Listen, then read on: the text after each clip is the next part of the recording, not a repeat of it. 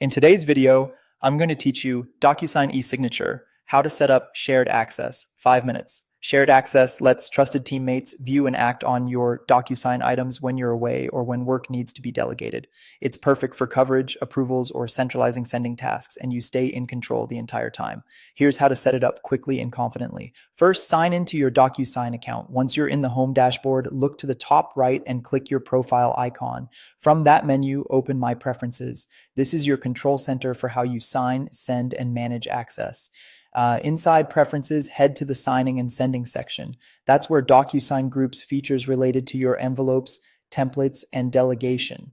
Find and select Shared Access. On the Shared Access page, choose Share Access with others to begin adding the people you want to help manage your items. Before you add anyone, decide on the right permission level. DocuSign offers options that can include the ability to view, send, or manage on your behalf. The exact labels may vary by plan, but the principle is the same. Give only what the person truly needs. For example, someone covering your inbox might need to view and send, while a coordinator who maintains templates might need broader management rights.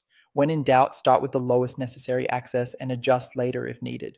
Next, pick the user or users you want to share with. You can search by name or enter their work email. Make sure you're selecting people who are part of your organization's DocuSign account. If you don't see them, your account admin may need to add them first.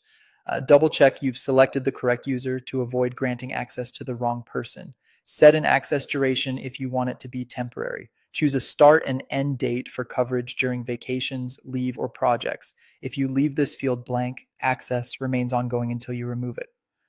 For most teams, setting an end date is a good practice for security and compliance, and you can always extend it later. When everything looks right, click Add to finalize.